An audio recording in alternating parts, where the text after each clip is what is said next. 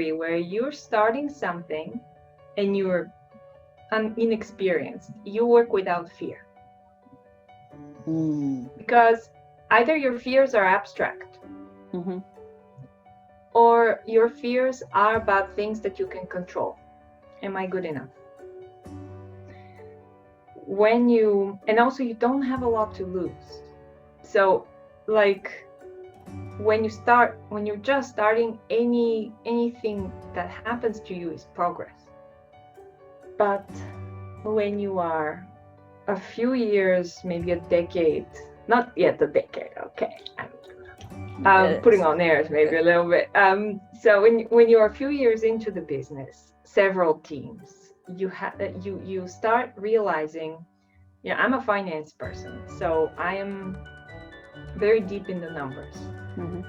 And so when you know that you have to make each month, you have to make 70,000 euros. You have to. There is no other choice. Because I'm not laying anyone off in this pandemic. I've worked very hard to build the teams. And that's scary.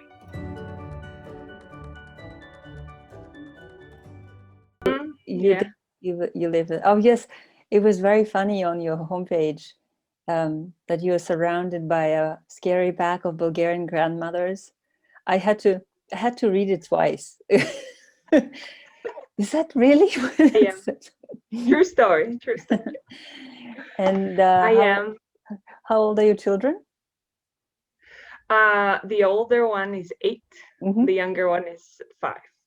3 years difference. Okay, similar to me.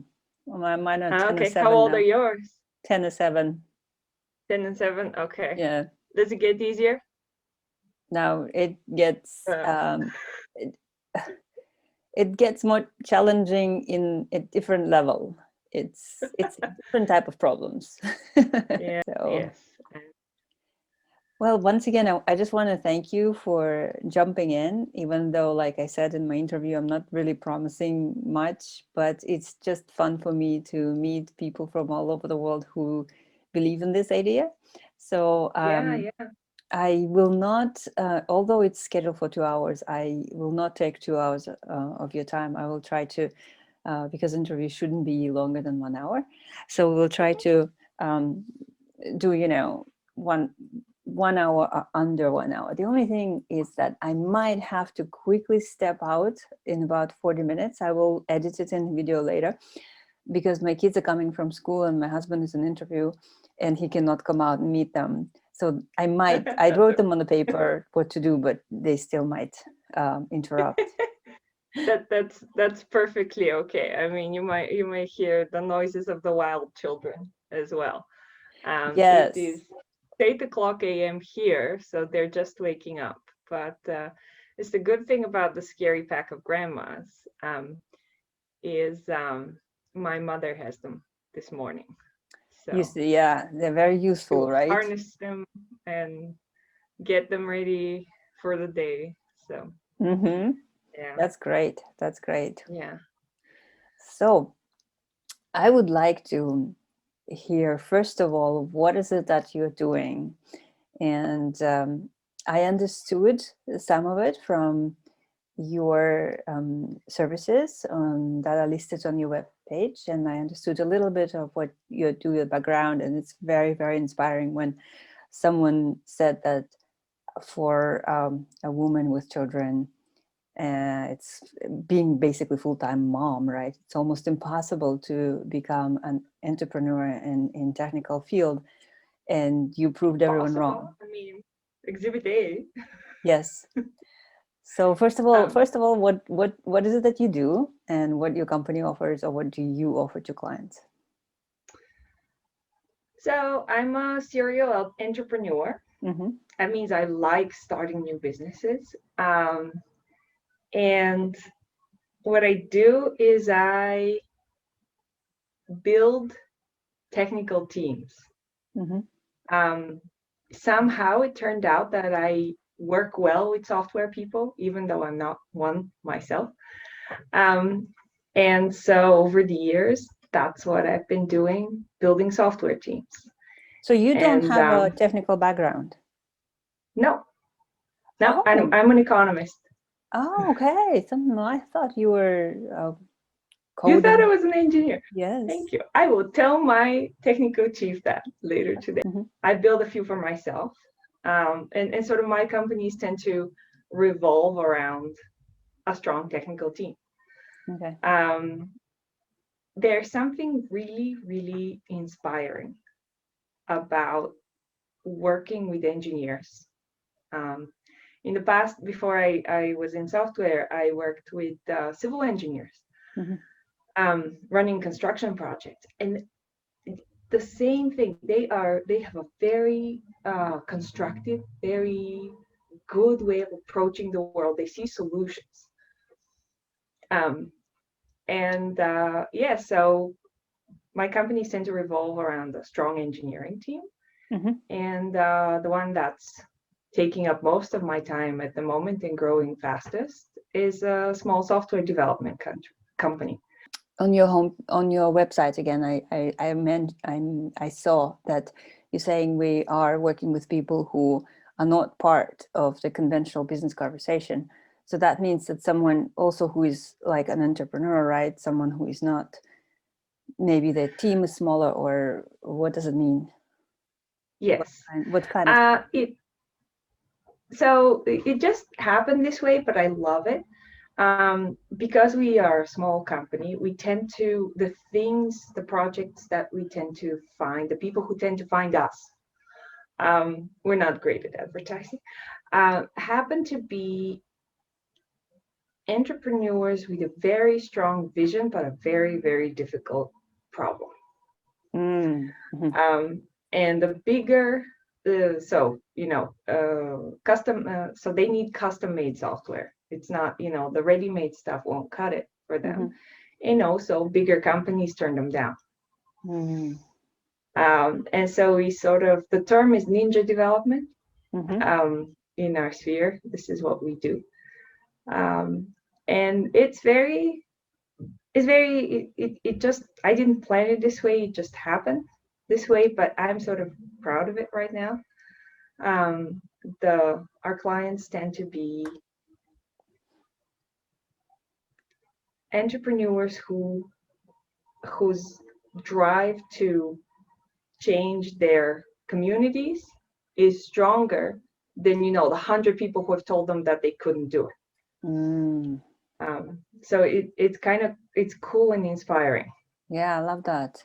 I love that. Okay. So we have this client who they are a consortium of many, many, many very small telecoms. Uh-huh. They work in the poorest regions of Europe. They deliver broadband at such high speeds, at such low cost, that I love taking, when partners, before coronavirus, when partners would come visit us from California, I love taking them to these like poor little villages with 3 grandmas. Mm-hmm. We have an aging population problem, kind of like in Japan. Yeah. And have them check the quality of the internet here. So we have this client, and when the lockdowns hit, all of a sudden, we hadn't seen anything like that in Europe. I'm sure nobody had seen anything like that in the world. But all of a sudden, they went from, these poor regional family-owned companies to essential workers. And suddenly, they had this internal rule that they react within 2 hours of if something happens and you don't have internet signal or you don't have TV, their promise to their clients is that they would react in 2 hours. Imagine this, in a big city, your internet stops. The big telecom, I mean, you don't know when they will restore service. But these guys, they react in 2 hours. And when the lockdowns hit, all of a sudden, that promise had to be really fulfilled. They fulfilled it before, but it was a best effort service. All of a sudden, when the lockdowns hit, hospitals were relying on them, municipalities were relying on them, all the children of the region were relying on them for their education. Education online, yeah. Everyone in that region who was working was relying on them for work, for home office work like this. Yeah, connection. And so they had to have a system in place which monitored signal in their network, and raised alarms when there was, in their offices, and relayed information to their units, to the people within the car, to the technicians in the car. Before they couldn't afford the time to have like people come back to the main headquarters and then drive out to the thing. So that's automation. That's one recent example of automation, is making a system that used to take them 10 phone calls to figure out where the problem was. Now it's a tap on the screen. Great. Yeah, so that's one of the services. And this is only one of your companies, right? You said you have several. Yes. I am partner in another company that is education. I think we are the biggest cram school in Sofia. I know Japan has them. The US doesn't have them very much. Those are sort of academies that prepare students for taking exams. We tend to also offer extracurricular classes for math for kids who are interested in it. Yeah, it's fun. And also writing, creative writing, things like that. So I'm a partner in a venture like that with my mother. The past year was so extraordinary in sort of making us transform. Yeah. It's not that we didn't want to transform before, but it always took the backseat. When the first lockdown started, we had teachers who didn't have emails, didn't know how to use email. Wow. And we had to move them online in a matter of a weekend. That's a steep learning curve for them. Yes, it was. Yeah. They did well. They did really well. And at the end of the year, in the summer, this mother, this woman calls us one morning at 9:00. I was in my grandparents' village with my daughter, so I remember. She calls us crying.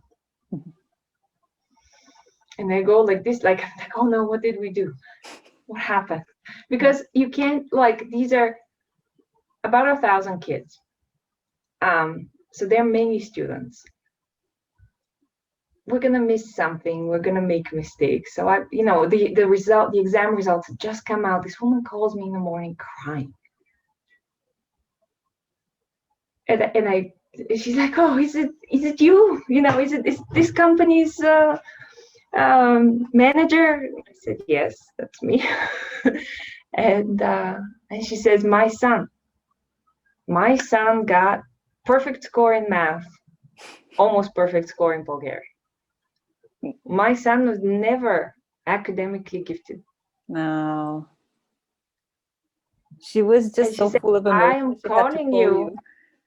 Right. So she said, "I am calling you before I call, the grandma." Wow, that's amazing.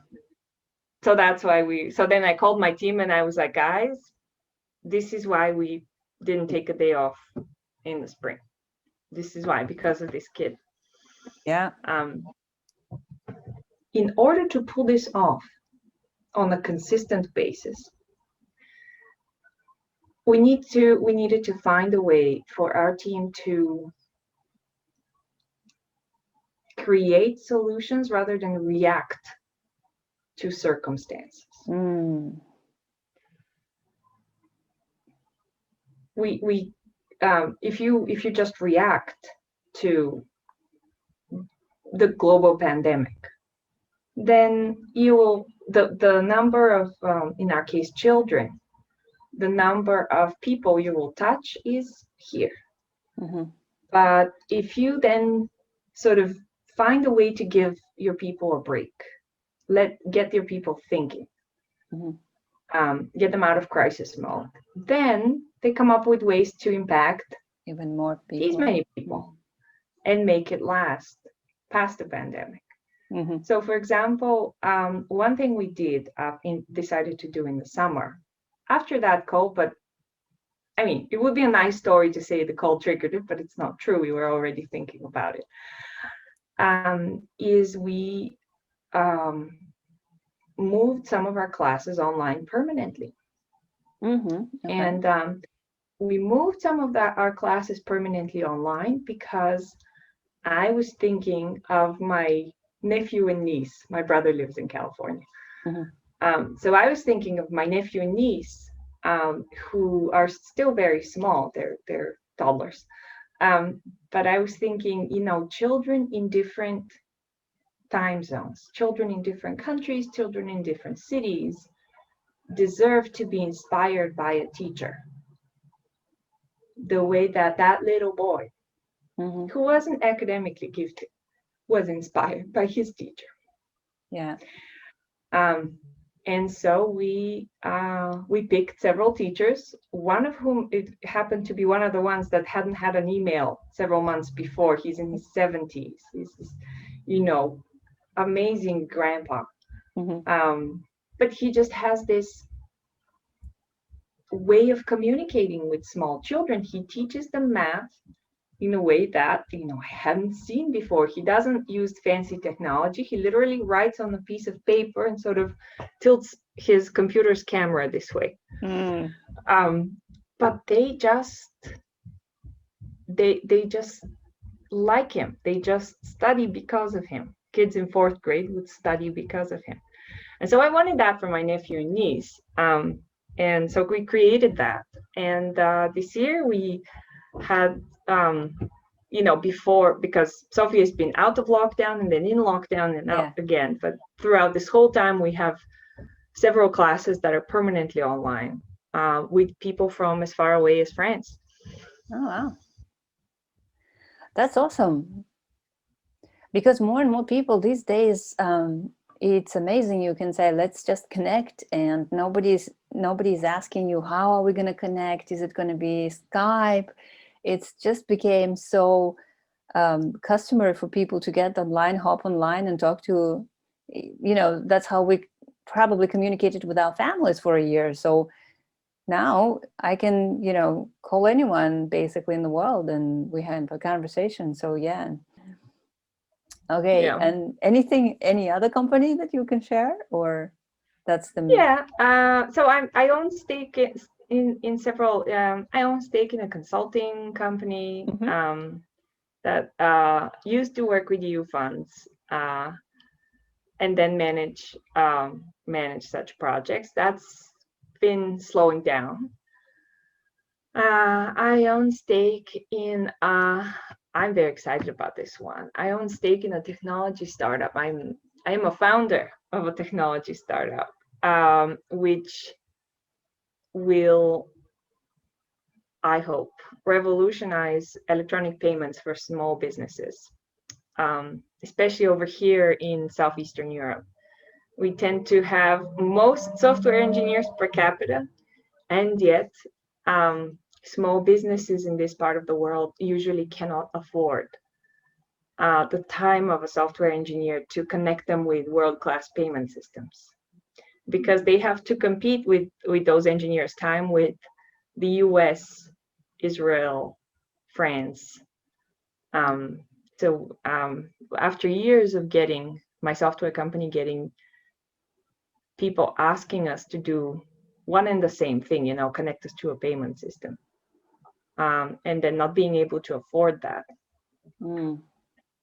We're trying to create a product that is just, plug and play and people can use. So that's that's been very interesting in the past year, because suddenly that became, from our sort of experimental, we'll see if it will work thing to a, A real project, lifeline. like, yeah. So now you have done some testing, or it's on a different stage of development, or you? We have done some testing. We have proved some things. We have disproved some things, and we're working on it again to put it in front of more people. Yeah, but it's looking very promising, I suppose, because you said you're very It's excited about looking, this. yes, it's looking extremely promising. Keep in mind, it's easy for me to be this excited about it, because I'm not the engineer. So I see the need, and I trust my technical team to solve the problem. Yeah. I know that my technical lead has a 30-page long list of all the things that can kill the project, and I guess it started with a 5-page list, so that's nice that it's now 3 pages. But still, any of those things on this list could still kill it. But I trust them. This is one of the things about transformation. We don't do it because we want to. We do it because we have to. And so I think they'll find a way. Yeah. Well, I wish you good luck with that. I hope that it works and you bring that software to people who need it, especially if you know that there is a need on the market for that. I'm sure you will go through whatever needs to be done, right? Tests and corrections, and yeah. Well, awesome. I have to congratulate you on such a successful, I suppose this is not it. You probably have something that you already started and maybe exited somehow, or maybe started and decided not to participate. But how you studied in the United States, right? And then, but all your business activity, did you start it in US, or you already came back to Sofia? No? It's all in Sofia. I started it all in Sofia. You're asking why? No, I just wanted to know what, but please tell me why. And how about your biggest project, like your husband and your kids? Did he come with you right after the university, or that's where you met? Yep. Okay, cool. Yep. Freshman year, first year, second semester, first year. So I'm 36 now. We've been together since I was 19. Wow. Congratulations. Thank you. Yeah. Right. I did not expect things to, happen this way, but they did. One thing led to another. I discovered that in this part of the world, with my American education, I was offered jobs that nobody in their right mind would have given me in a more mature market. Because I was 24, like I was like a year and a half out of university. But opportunities presented themselves, and then the next year, so I took a job at a consultancy. In the next year, I opened my own company, and it sort of became like life sort of turned around that. The first company, then the second company. Before, you can do it again. Yeah. What was your first company? My first company was a consultancy, the one that designed European Union projects funded by the European Union. And after that, we manage the projects. They tend to have a very strong, like, you have to make sure that the right kinds of windows are installed on the building that you budgeted for. It tends to be very, very detailed oriented. Okay. And I was doing that for some years. It wasn't profitable. Mm-hmm. It was a learning experience. And then the opportunity came to make a software startup. So tell me one thing, with first company not being profitable, wouldn't you just think, oh, maybe I'm not cut out for this, maybe I should just go and find something else? And yet you didn't do that. You started a different company, a startup for that matter. Well, that's How did interesting you that you process? should ask me this because I never thought it. Oh. And in fact, now that you're telling me this, I recently had this, soul searching moment where I had to talk to my coach about this. I told her, I used to, in 2009, Mm-hmm. when I started that first company, I had nothing. I had no team. I had no clients. I Mm-hmm. had no income. And yet I was so excited to wake up in the morning. Yeah. My husband was supporting both of us, and we didn't have kids at the time. Yeah. And recently, over the last year, I was worried about burning out because now I have companies, plural, Uh-huh. teams, plural, income, and yet I felt like I've lost some of that excitement. Mm. So I'm actually trying to sort of look back and recapture some of that time because I think that it was it was sort of a creative push when you have nothing to create things, Mm-hmm. which we kind of lose as the Yeah. daily grind, this meeting, this other meeting takes over. Why didn't I give up? I didn't give up because of, even though I didn't, it's unfair to say I didn't have a team. I did have a team. They just weren't, I just wasn't paying their salaries. Mm. I found people to work with who relied on me. Mm. I was working with this group of engineers and architects, and they, at that time, European Union projects funded by the European Union was their main source of income because it was the financial crisis, Mm-hmm. and nobody was investing in building large buildings Yeah. or Mm-hmm. factories or anything like that. And I brought them, even though I didn't make much money out of it, I brought them these projects that were already funded. Mm-hmm. So European Union was paying for it, so you may as well do it right. Yeah. Um, and we worked well together. And they relied on me for, like, the little things, the administration, um, pushing them on the budget. I remember this architect I worked with. We used to have fights, good-natured fights, but fights. I would be like, okay, so how much would the building cost? And he Mm-hmm. said, I will tell you how much the building will cost. It will cost exactly, I will tell you exactly, it will cost between 2 and 4 million euros. Exact cost. I said, dude, I don't need that. I need the number down to the euro cents to submit the proposal. I To don't need between 2 and 4 million euros.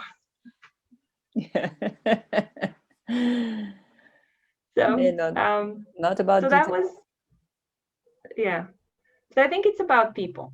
I Mm. think it's about, you know, the right people. Yeah, yeah.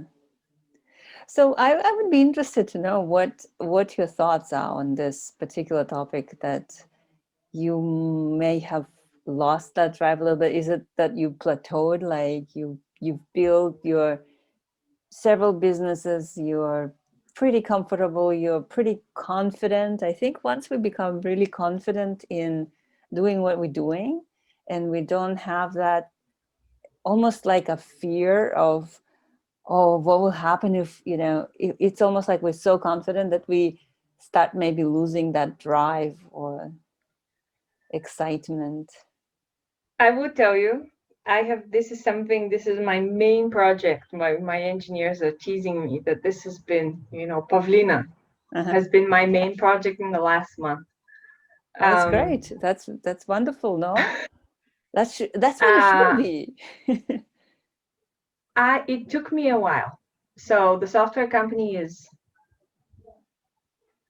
8 years old, 9 years old, 9 years old. It's a year older than my older daughter. Okay. So that's how I know how old. So it's 9 years old this year, and this is the first year that I'm realizing this. So it took me a while.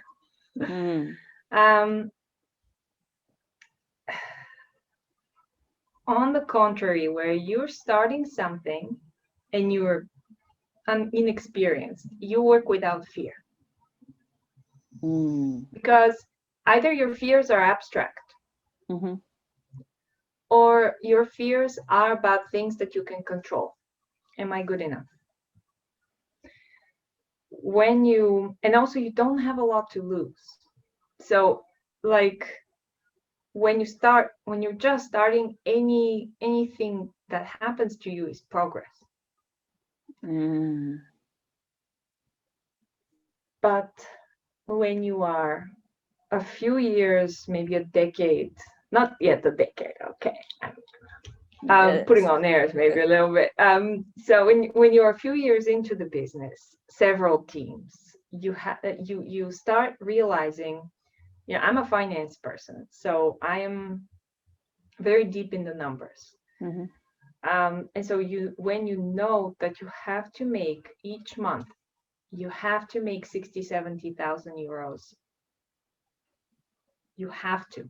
There is no other choice. Because I'm not laying anyone off in this pandemic. I've worked very hard to build the teams. And that's scary. That's very scary. And then you go into this sort of mindset of fear and of, I can't afford to lose this project. I can't afford to lose this client. That isn't good for anyone.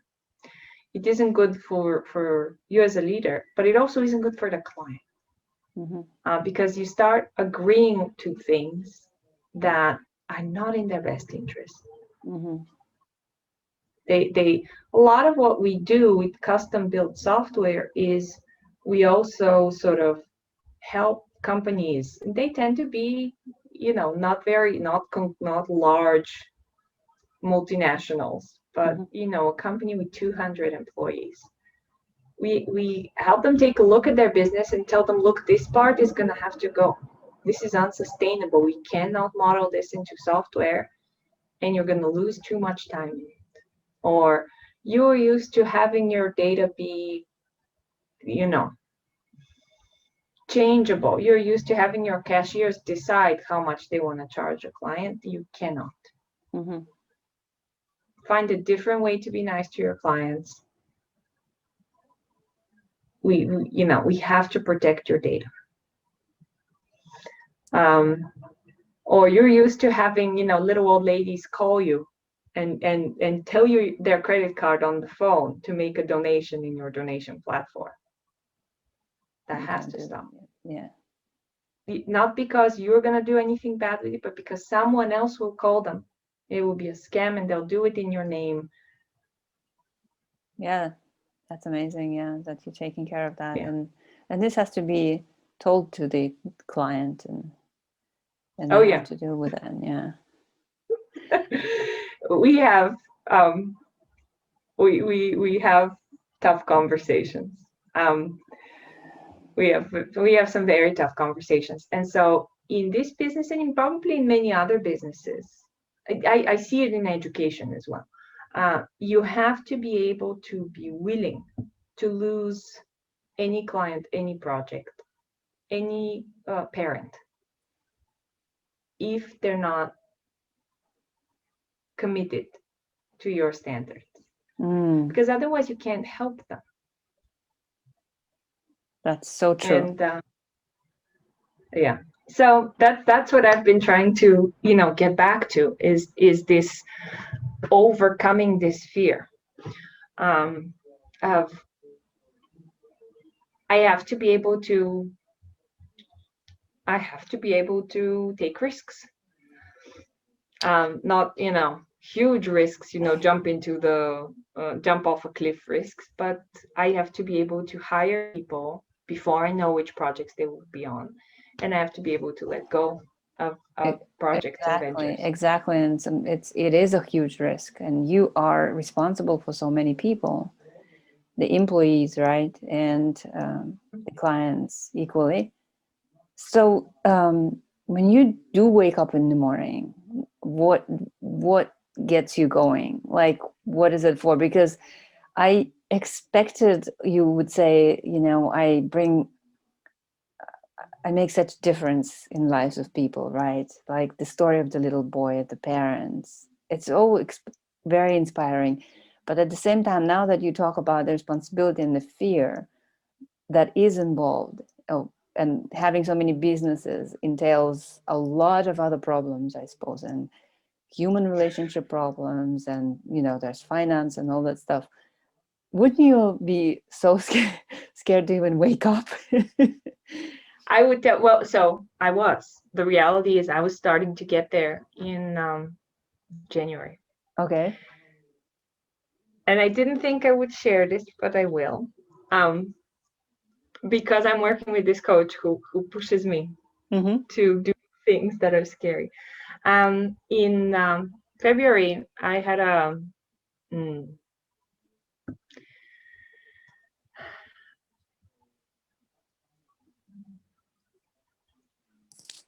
I had medical challenge, which led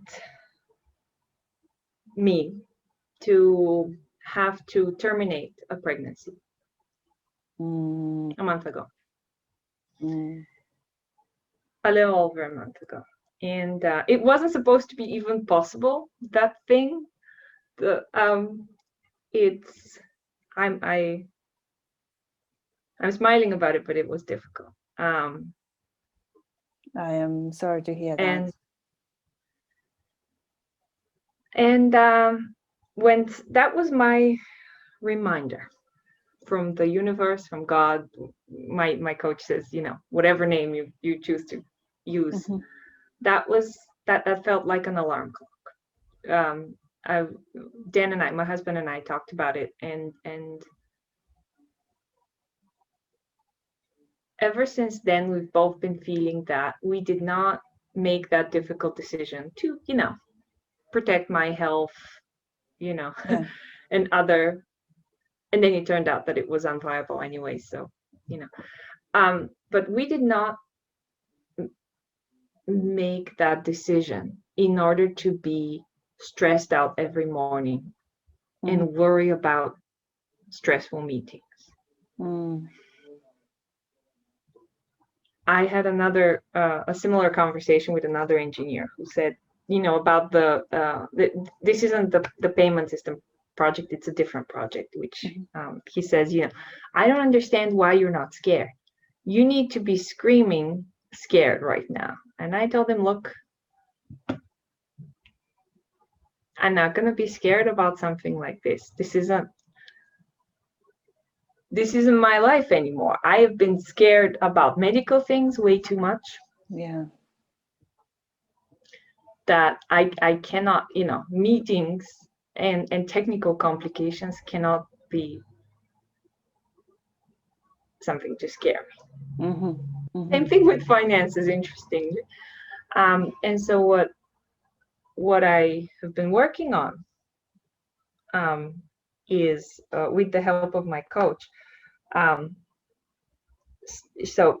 we took a strong look at my calendar. So as a CEO, my calendar runs me. Mm-hmm. And she says, your calendar cannot run you. You have to run your calendar. um, the plane cannot fly you. You have to fly the plane. That's how you know you're the pilot. And so we took a strong look at what I was doing every day. Mm-hmm. And she made me do this really cool powerful exercise. Determine like which of the things I do every day are in my zone of genius.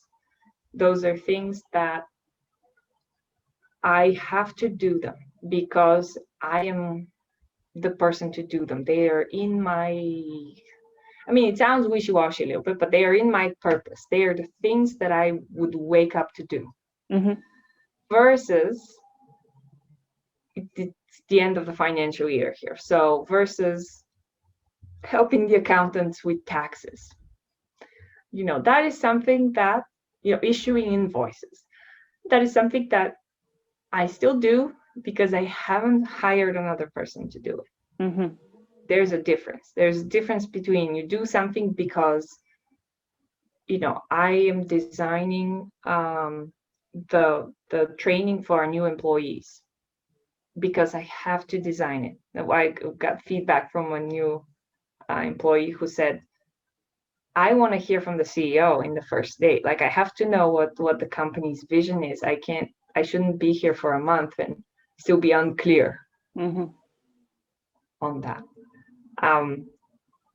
So, that you see, one is the thing that I'm supposed to be doing. The other one is a thing that I end up doing, running client meetings. I even have a project manager team now, but I hadn't sort of allowed them to take over. Mm. And so that's what I've been doing in the past month. How has it been working for you? Really good. Good. Okay. Amazing. Yeah.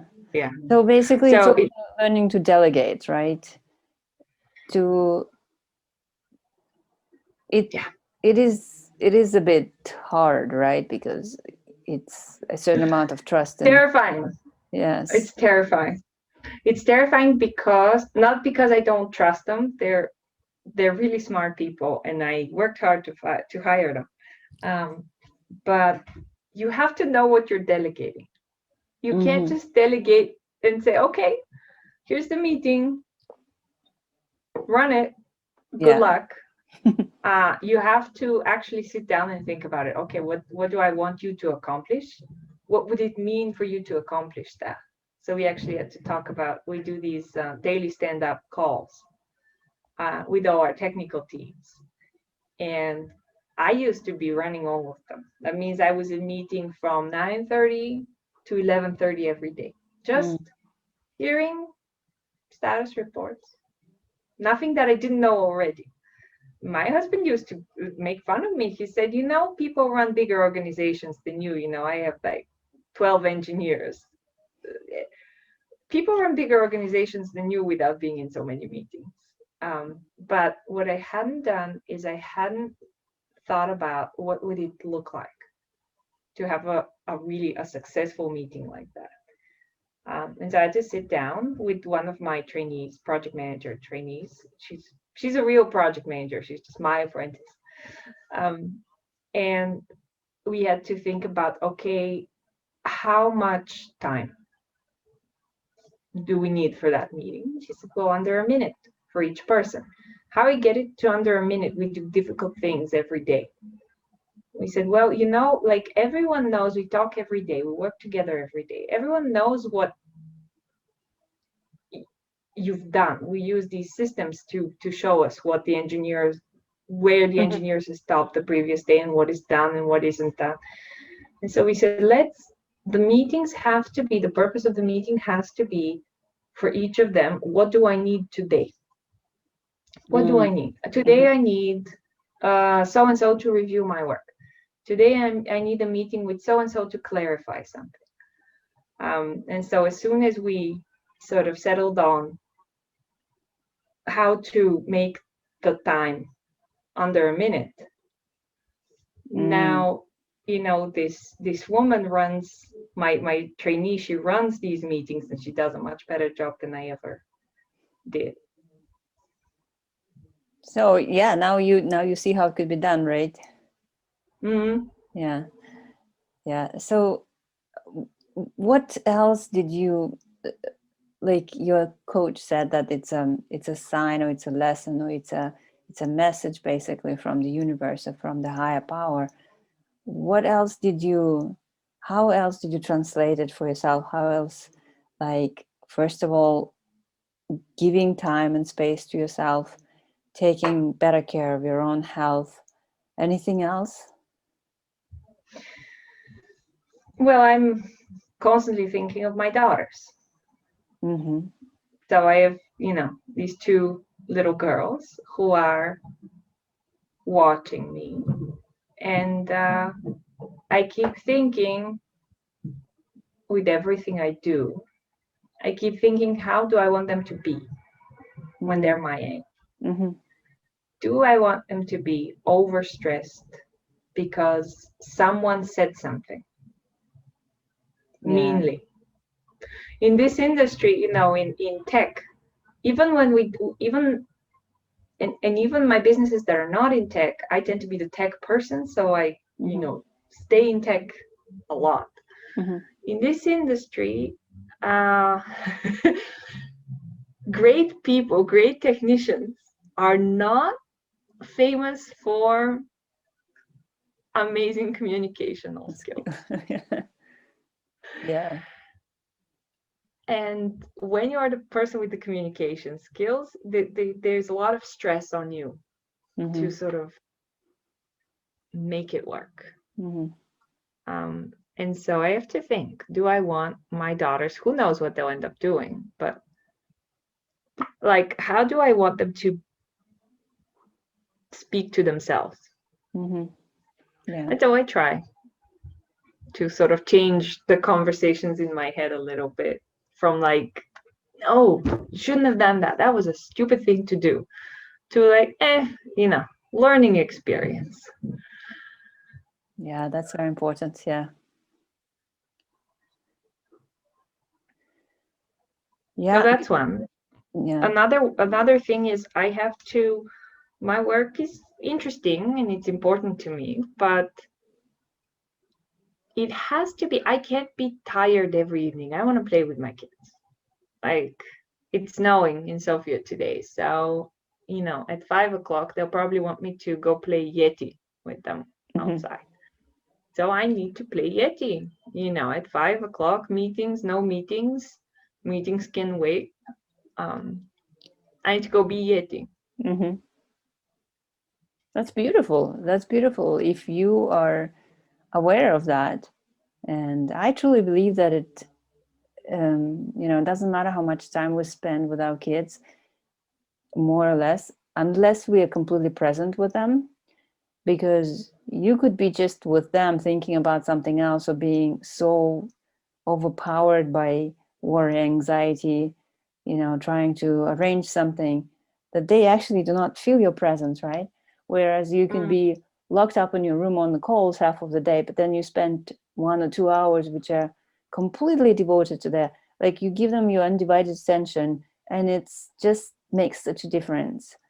And I think they yeah, will remember that time much more than, you being distracted and somewhere else in your head, just being by their side. So if you can actually do that and move all your meetings and have a free up a few hours, that's amazing. yeah. I have an aunt who is in her 60s, and is so she's retired now. She's in her late 60s, and she's an architect. Mm-hmm. And she told me last year, well, a little longer ago than last year, because before the lockdowns, Mm-hmm. she told me that people of our generation, women of our generation, pretend we. She sounded like an anthropologist, like among the tribes of this interesting island. She's like, you guys, you pretend that you don't have kids when you're at work and that you don't have a job when you're at home.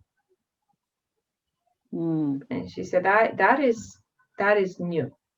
Mm. Um, she says that when she was working in the 70s, you know, under communism, it was women were expected to work Mm-hmm. around here, but they were also expected to be mothers. It wasn't this strange duality of I will be a CEO, you know, Mm-hmm. and pretend that my kids aren't in the other room, especially now with the lockdowns. You know. They Mm-hmm. come in and they helpfully say in English because they're bilingual. They come in and say, "Mommy, mommy, wipe my bottom." Mm-hmm. Um, and we have to be okay with that, because we chose it, right? We didn't choose not to have them or not to have the job. So if we chose both,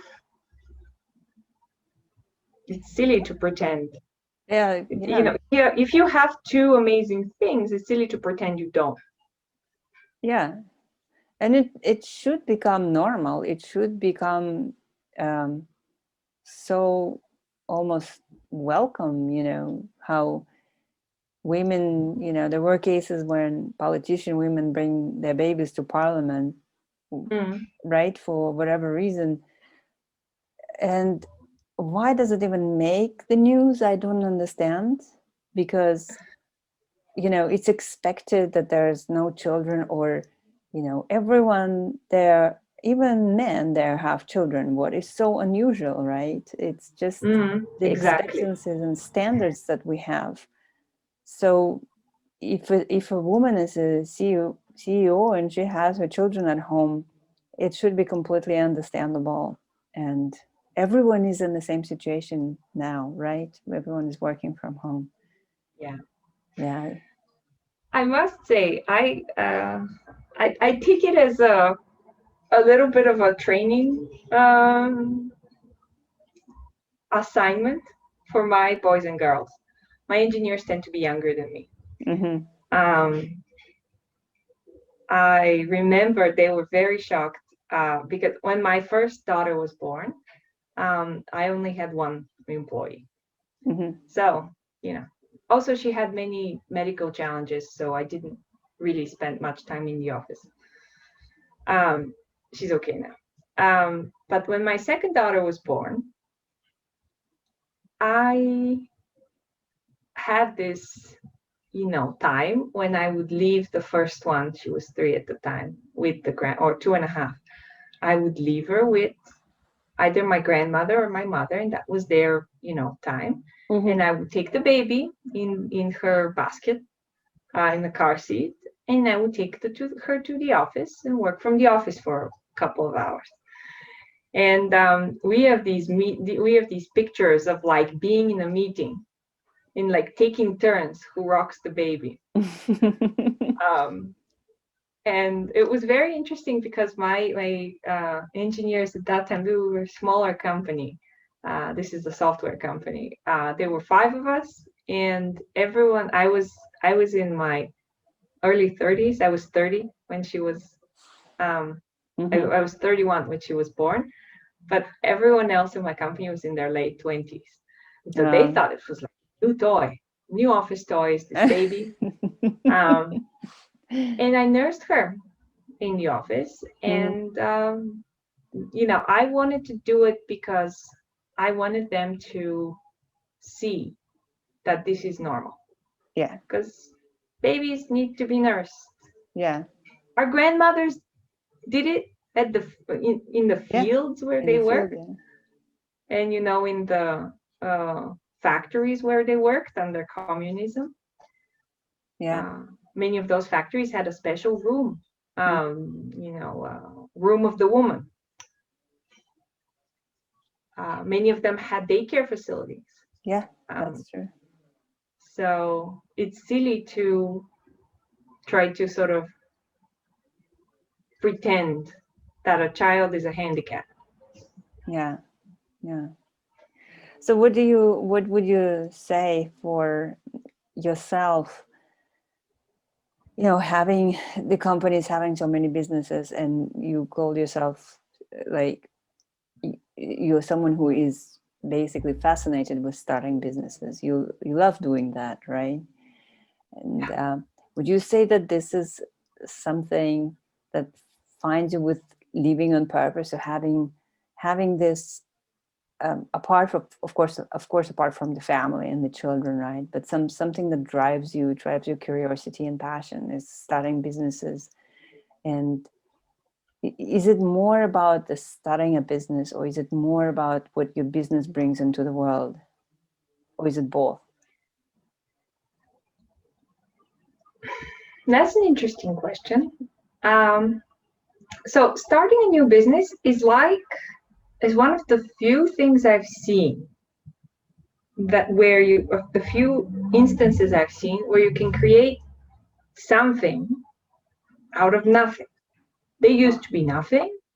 Yes, that's beautiful. Now there's this software company. Yes. That makes software for, that touches these people. Now there's this education company that teaches second graders to love math. Mm-hmm. Yeah, that's the fascinating part for me. And the best part of it is, I love the sort of the works of Muhammad Yunus. Have you heard of Muhammad Yunus? No, I'm afraid not. Look him up. He is the founder of Grameen Bank in Bangladesh. They received the Nobel Peace Prize a few years ago. Oh, okay. If you've heard the word microcredit, yes, to poor women, that was his idea. Okay. That is the man, the economist behind that idea. Mm-hmm. And so in his books, he talks about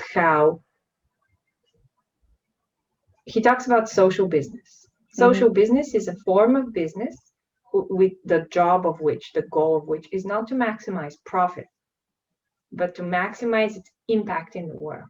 And it depends for each venture, the impact is different. So maybe the venture is, I want to deliver the best internet connectivity to this part of the world. That is what I want to maximize. And I will reinvest in the business more than if I was just pulling profits out of it. Yes. Because I'm optimizing for the infrastructure that I'm building. Or I want to maximize for teachers who, great teachers need to be exposed to as many children as possible, because we've all had these teachers who just, being in the same room with them, breathing their oxygen. Now, that's not a good metaphor now in coronavirus. Yes. But you remember, we've all had these teachers who have changed our lives. I want these teachers, I know a few, they as public teachers in a relatively not very wealthy country like Bulgaria, their impact is limited. Yeah. But I want them to be able to impact as many children as possible. Those children aren't going to become mathematicians or become poets, but they will know, they will have been touched by this one, great person in their lives. Yeah. And so I think that's the thing that fascinates me. And for that to happen, the business has to pay for itself. But once it pays for itself, then it happens without me. I don't have to do anything for it to continue working. You start it, you build it until it runs on its own, and then you let it go. And then there's something good in the world. Kids have a great math teacher. Kids have a great literature teacher. Beautiful.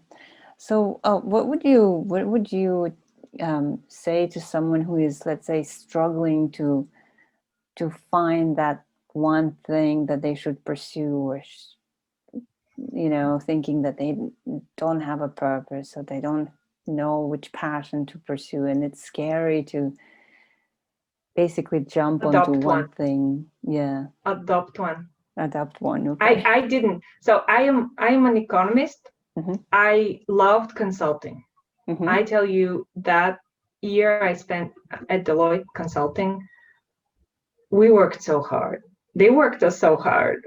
Right? We were the entry level trainees. We worked day and night. I loved every single minute of it. However, I am not doing consulting at the moment. Most of my time is in software. Why is it in software? Because my little brother, who's 2 years younger than me, had a startup idea. And he and some friends of his were like, oh, we need someone to write the business plan. Sign Nicola's sister up. And I said, okay, I'll do it. And then I saw their vision. And then I saw that their vision had to live. It had to, I saw a way to make it happen. And so they're my partners in the software company. They still are. They don't do anything in it. They haven't done anything in it since the time when we were a startup. But it wasn't my vision. I sort of adopted it. Okay. And the same, by the way, I guess that's how I am. The same with the education company, the cram school. Wasn't my vision. It's my mom's vision. But I joined because I wanted to make it happen. I wanted to make it the biggest in Sofia. So you get inspired by the vision, so by the goodness. You can see the goodness that this particular idea and the vision can bring into the world, and that what keeps you going. Same with the startup we're doing now. It wasn't my idea.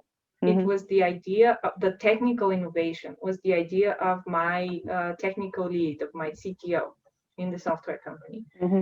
But he had the technical idea. He didn't know if it was even a thing. He's constantly amazed that I've solved that. It's like, that was it. He said that was an algorithm in my head. I was using it to play with. After work, do some programming for myself, and now you've sold it to people. No, I have to make it happen. Yeah. So don't worry if you don't have a grand idea. I have many grand ideas, but they all you don't have to be the only. You don't have to be by yourself. I have another. She's not yet my coach, but I really admire her. Her name is Susie Carter. She's an American author, and sort of talks about small business finances. And she says, you're not in business by yourself. You're in business for yourself. And so you don't have to be alone. You don't have to do it. You don't have to have all the answers. And you don't have to do it by yourself. In fact, when there's a few people, it's easier because you can sort of catch each other's mistakes. But you have to agree on the vision, right? So that you're going the Not even that. You have to trust each other. There's no substitute to implicit personal trust.